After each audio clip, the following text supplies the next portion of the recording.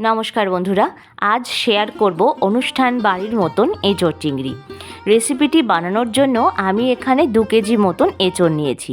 সেটাকে এবার ছাড়িয়ে নেব এবং একটু বড় টুকরো করে নিতে হবে। আর এটাকে ছাড়িয়ে নেওয়ার পরে ওজন হয়েছে 1.5 কেজি মতন। অনুষ্ঠান বাড়ির কিন্তু এঁচোড়টা একটু বড় টুকরো করে কাটা থাকে। এবার 2-3 বার ধুয়ে নিয়ে কড়াইতে বেশ কিছুটা পরিমাণ জল দেব। তারপর এতে দেব 1 চামচ পরিমাণে লবণ আর 1 চামচ পরিমাণে হলুদ। এরপর একে একে এঁচোড়গুলোকে দিয়ে দিতে হবে। এঁচোড়টাকে ঠিক এইভাবে আমরা ভাপিয়ে নেব।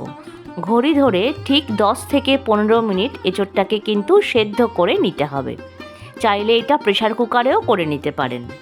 যতক্ষণ সিদ্ধ হবে ততক্ষণ এখানে আমি নিয়েছি 700 গ্রাম মতন চিংড়ি মাছ। এটা আপনারা কম বা বেশি করে নিতে পারেন। এবার এর মধ্যে দিচ্ছি 1 চামচ পরিমাণে লবণ আর দিচ্ছি 1/2 চামচ পরিমাণে হলুদ। এখন লবণ আর হলুদ দিয়ে চিংড়ি মাছটাকে বেশ ভালোভাবে ম্যারিনেট করে মোটামুটি 10-15 মিনিটের জন্য রেস্টে রেখে দেব। এদিকে 10 মিনিট হয়ে গেছে, দেখুন ঢাকনাটা সরিয়ে দিলাম। এঁচোড়টা বেশ সুন্দরভাবে সেদ্ধ হয়ে গেছে। এমনভাবেই এঁচোড়টা সেদ্ধ করতে হবে যেন বেশি নরম না হয়ে যায়, এটা অবশ্যই মাথায় রাখবেন। দেখুন বন্ধুরা, আমি খুন্তির সাহায্যে কেটে দেখাচ্ছি। এখন এটাকে জল ছেঁকে নামিয়ে নেব। কড়াই বসিয়েছি, দিলাম 3 টেবিল চামচ মতন সর্ষের তেল। তেলটা ভালো করে গরম হলে এখানে 2 বড় সাইজের আলুকে কেটে নিয়েছি, সেটা দিয়ে দিলাম। আর দিলাম 1 চামচ পরিমাণে লবণ আর 1 চামচ পরিমাণে হলুদ। এখন লবণ আর হলুদ দিয়ে আলুটাকে বেশ লালচে করে সময় নিয়ে ভেজে নেব। গ্যাসের ফ্লেমটা মিডিয়ামে রেখে আলুটাকে ভেজে নিতে হবে। আলুটা যখন অর্ধেক ভাজা হয়ে যাবে তখন এর মধ্যে এঁচোড়গুলো দিয়ে দিতে হবে। এখন এঁচোড় আর আলুটাকে বেশ নাড়াচাড়া করে ভাজা করে নেব। এঁচোড়টা যদি এইভাবে আলুর সাথে ভাজা করে নেওয়া হয় অনুষ্ঠান বাড়ির মতনই কিন্তু স্বাদ আসে। অনেকেই এঁচোড় রান্না করার সময় ভেজে নেন না, কিন্তু এঁচোড় যদি ভেজে নেওয়া হয় এর স্বাদটাই অন্যরকম হয়ে যায়। সামান্য লালচে রং ধরলে এটাকে নামিয়ে নেব। আবারও কড়াইতে দিচ্ছি 2 টেবিল চামচ সর্ষের তেল। তেলটা ভালো করে গরম করে এবার চিংড়ি মাছগুলোকে দিয়ে দিচ্ছি। চিংড়ি মাছ বেশি ভাজার একদমই প্রয়োজন নেই, এতে করে চিংড়ি মাছের স্বাদটাও নষ্ট হয়ে যায় এবং রাবারি হয়ে যায় খাওয়ার সময়। তাই 1 মিনিট মতন নাড়াচাড়া করে নিয়ে এবার চিংড়ি মাছগুলোকে নামিয়ে নেব। আশা করছি আজকের রেসিপিটি সকলের ভালো লাগবে। ভালো লেগে থাকলে লাইক, শেয়ার, কমেন্টস করবেন। নতুন বন্ধুরা চ্যানেলটিকে সাবস্ক্রাইব করে পাশে থাকবেন। এখন দিচ্ছি 4 টেবিল চামচ মতন সর্ষের তেল। তেলটা রেসিপিতে বেশিই লাগবে। 1/2 চামচ জিরে দিলাম, দিচ্ছি 1টা শুকনো লঙ্কা ফাটিয়ে, আর দিলাম 2টো তেজপাতা আর 1টা দারচিনি স্টিক, 4টে এলাচ, 4টে লবঙ্গ। ফোড়নটা বেশ ভালোভাবে নাড়াচাড়া করে সুন্দর গন্ধ বেরোলে এতে দেব 1/2 চামচ পরিমাণে চিনি, এবং চিনিটাকে কিন্তু সামান্য ক্যারামেলাইজড করে নিতে হবে। এতে কি হবে, রান্নার রঙটা বেশ সুন্দর আসবে, মিষ্টি স্বাদের কিন্তু হবে না। এখন দিচ্ছি 2টো মিডিয়াম সাইজের কেটে রাখা পেঁয়াজ। পেঁয়াজটা এবার লালচে রং ধরিয়ে আমাদের ভেজে নিতে হবে।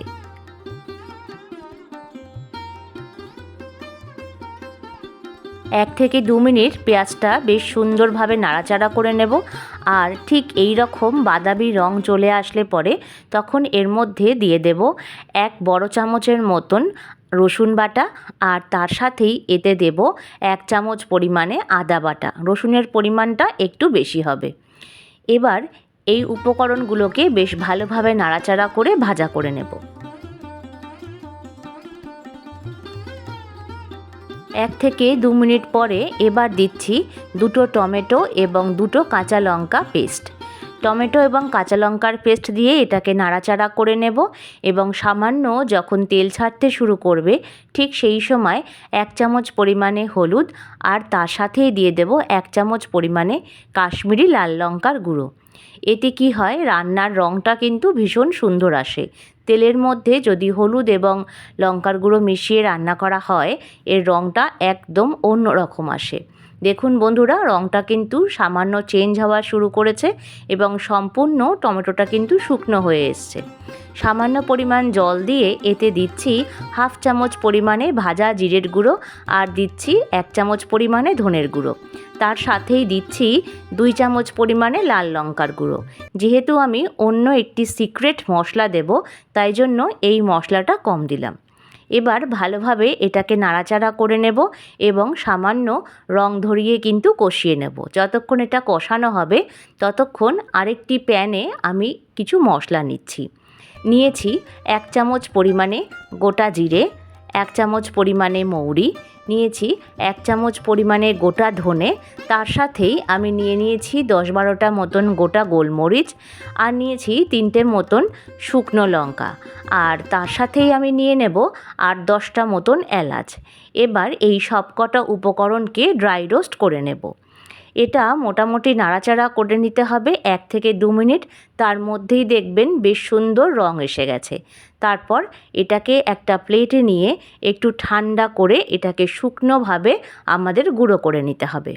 দেখুন কত সুন্দর গুঁড়ো হয়ে গেছে। এবার তার থেকে আমি দিয়ে দিলাম 1 বড় চামচের মতন 1 চামচ এই মশলাটা। এবার এটাকে দিয়ে ভালোভাবে নাড়াচাড়া করে কষিয়ে নেব। এই সিক্রেট মশলা দিয়ে একবার এঁচোড় রান্না করে দেখবেন, অপূর্ব স্বাদ হয়। মশলাটা কষে গেছে, তাই এঁচোড় আর আলুটা এখন আমি একে একে দিয়ে দিচ্ছি।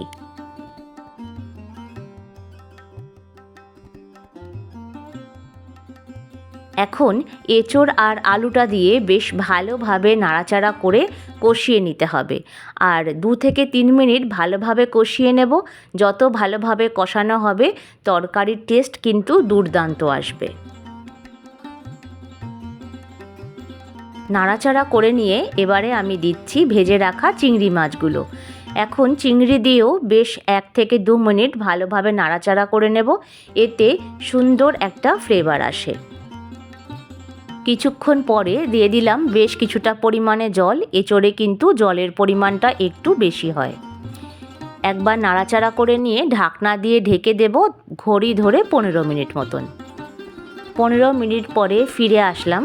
দেখুন বন্ধুরা, রঙটা কিন্তু বেশ অনেকটাই চেঞ্জ হয়ে গেছে। তাই এখন দিচ্ছি হাফ চামচ পরিমাণে গরম মশলার গুঁড়ো। তারপর একবার বেশ ভালোভাবে নাড়াচাড়া করে নেব যাতে মশলাটা এর মধ্যে সুন্দরভাবে মিলেমিশে যায়। এখন দিচ্ছি 1 চামচ পরিমাণে ঘি, আর সাথেই আমি দিয়ে দেব সামান্য পরিমাণ চিনি স্বাদটা ব্যালেন্স হওয়ার জন্য। চাইলে এটাকে আপনারা স্কিপও করতে পারেন। এবার খুন্তির সাহায্যে 1 থেকে 2 বার বেশ ভালোভাবে নাড়াচাড়া করে নিলেই রেডি আমাদের অনুষ্ঠান বাড়ির মতন এঁচোড় চিংড়ি। তারপর এটাকে একবার ঢাকনা দিয়ে ঢেকে রাখবো 30 মিনিট মতন।